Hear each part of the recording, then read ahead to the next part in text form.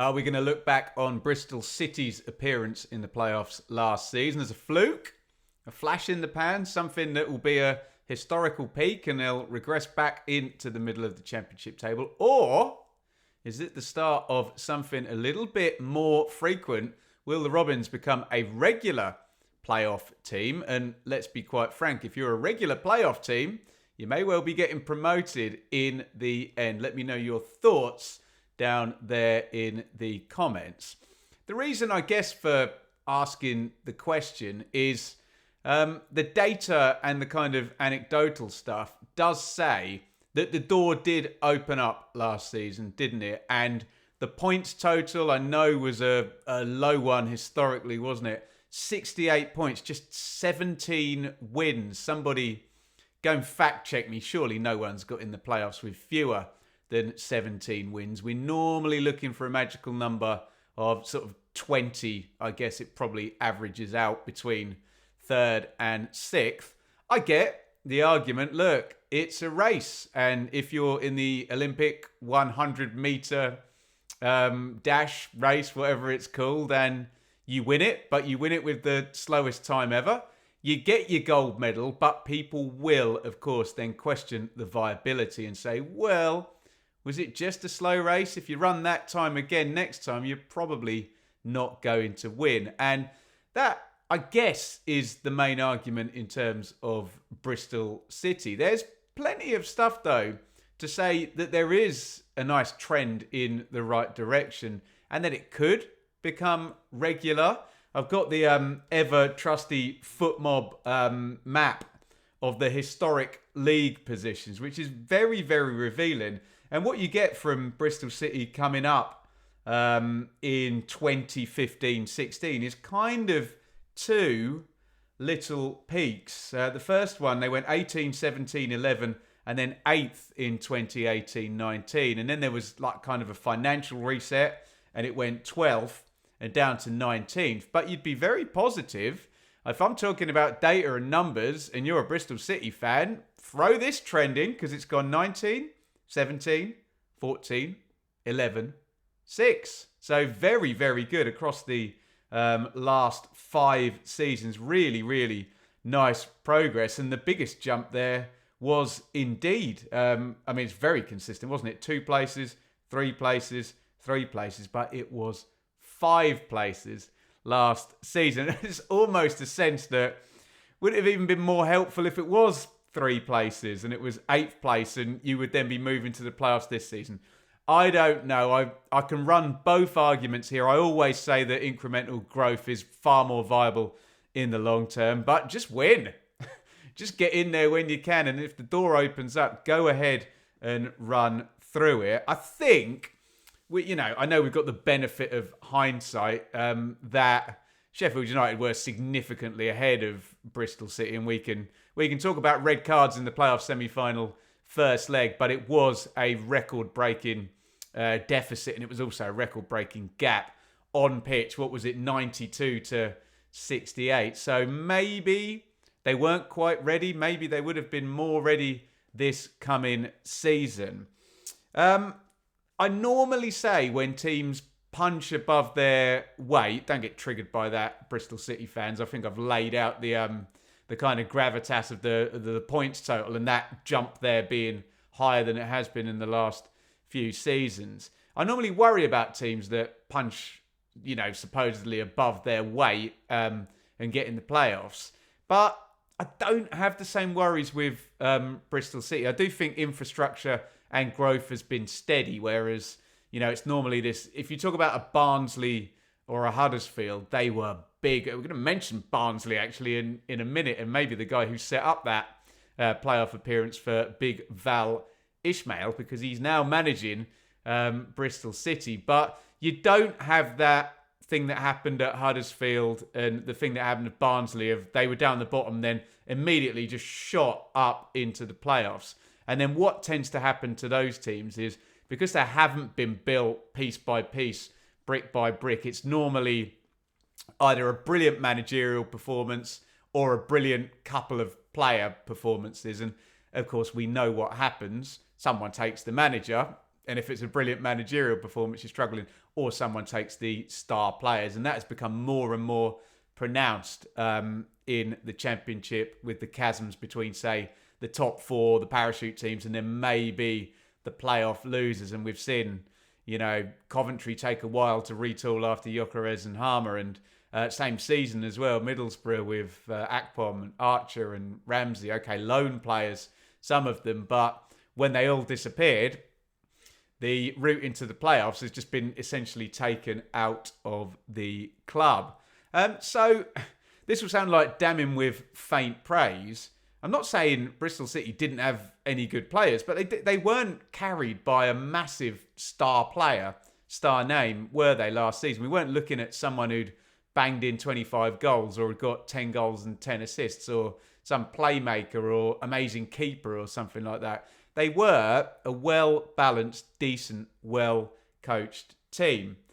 Elephant in the room is, was it a magnificent managerial performance? It was certainly a very good one by Liam Manning, but 17 wins, 68 points. Maybe if that was 20 wins and 75 points or whatever, you'd be saying, okay, that's magnificent. He's up there with the top four. But generally, it's kind of a top 8, top 10 total rather than a top 6. But that's not to say Manning didn't do a really good job to get them in there. And hopefully, if he has left the sum of the parts and the pattern of play for Gerhard Struber to now take over, then that is something that can be continued. Whereas if you think about the two examples I'm giving with Carlos Corberan and Big Val, I mean, Big Val in particular at Barnsley, that was a very unique, hugely direct style. And Corberan was a chess player, wasn't he? Who set things up defensively and had brilliant set plays and whatnot. So you can't really run that argument for Bristol City. I think there's quite a bit more under the hood there. 79 games in the EFL and playoffs for Liam Manning from November 2023, and he has now gone off, obviously, to do the Norwich job. But I think he does leave something good. And when you look at the recruitment, the idea that Bristol City is a fluke and they're going to tank, you can kind of argue against that with the recruitment as well, because some of these predate Manning, obviously, in 23-24, because he joined during the winter.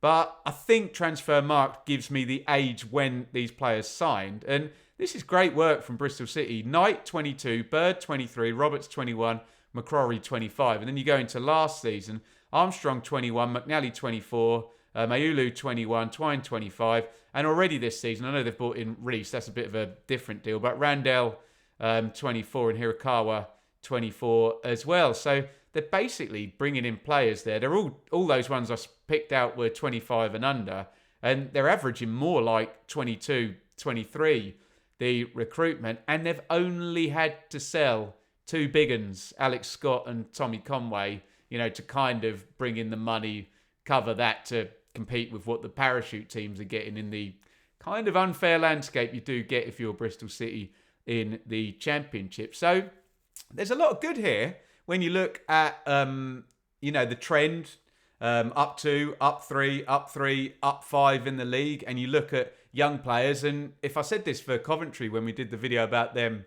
yesterday, that signing players who are young and giving them 50, 100 Championship appearances, that all compounds and, everything can kind of improve. And all of a sudden, if you get a click, maybe a Sunderland-esque click. Look, it's not maybe a sensible comparison that, because they kind of did come out of nowhere. But certainly they'd laid the foundations there. Sunderland maybe a bit of a more extreme way there. Last Bookies video we did about the markets and, say, Bristol City did raise an interesting point. So, understandably, the Bookies have all four of the parachute teams ahead of Bristol City. I think even the most dyed-in-the-wool, deluded Bristol City fan will understand why that would be the case. The interesting ones are Bristol City are joint 11th, finished 6th last season. So who have they got overtaking Bristol City, who didn't finish above Bristol City last year? Birmingham and Wrexham, some nuisance from League One potentially.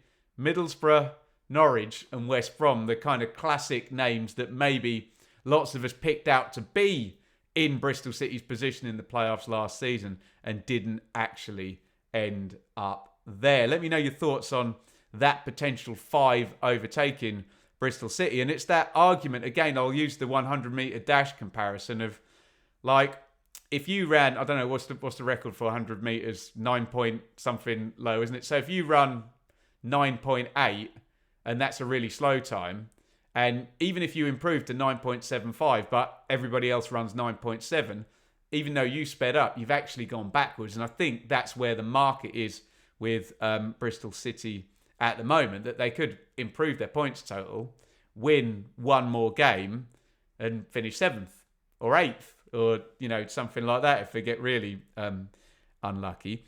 Let's talk then. We mentioned Manning a lot. Let's talk about Gerhard Struber, who you may remember from the COVID season, 2019-20. I always mention it's the COVID season. Some people get really triggered by it. All I say is just a unique time. I don't know whether that made it harder. I don't know whether that made it easier. It's impossible to argue. I think you just get very emotional fans of football teams who, if they did something good in the COVID season, they think you're raining on their parade. I'm not. I'm just saying it was the COVID season. It was very different. Chill. But Gerhard Struber was amazing for Barnsley, wasn't he? And the numbers, he comes in before the pandemic hits. And okay, it's an artificially low base, 0.56 points per game. Barnsley were absolutely terrible. And then his run of the final 30 games, 1.33. So even though it was a horrifically low base, 137.5% increase pre-Struber, post-Struber. Yes, there's 3 months off and a pandemic or whatever it was in the middle of that, and then the weird run-in. But you might remember, actually, talk to the Leeds fans about it. They had absolute kittens playing Struber's Barnsley in that promotion run-in. And then, of course, they won all of those games late on, and it really was a great, great escape. Superb. From Barnsley in the end. Yes, you have to throw in the caveat. Wigan went into administration, didn't they? -12. A couple of notable Charlton players didn't renew their contracts and didn't play, and both of those sides got relegated. But Struber did his work, and it was, in my humble opinion, a great escape. And it was very intense, and he was very intense, and they were running all over people, and it was pressing triggers, and often, you know, a couple of players right up front and everybody piling in around them. Big, big, high energy. I know Liam Manning's good on pressing, but there is that kind of conservative side to Manning. His sides, and Bristol City fans will know better than me, very rarely got caught with their pants down, didn't they? And kind of counter-attacked. I know they did a bit in the playoff semi-final, where Sheffield United just played over the top of their press, didn't they? And Chris Wilder did a fair job there. But what I'm saying in a very roundabout, long-winded way is I think it'll be slightly less conservative, which might be more fun, might be a bit more risky. It'll all come out in the wash. Let me know your thoughts then. I kind of set it off by saying, are we going to look back on last season at Bristol City as an outlier, or will they get themselves back into the reckoning this coming season under Gerhard Struber? Get down there in the comments and let me know your thoughts. Been really enjoying doing these playoff defeated sides, and I don't want to say losers there, defeated sides in the semi-finals last season. Bristol City is the third one, and you can click up there to hear what I'm saying about Sheffield United, who obviously lost in the final from a leading position. And yesterday we spoke about Coventry City as well. So we've rounded it out today with Bristol City. And you've got a lovely trio of videos there. Check them all out.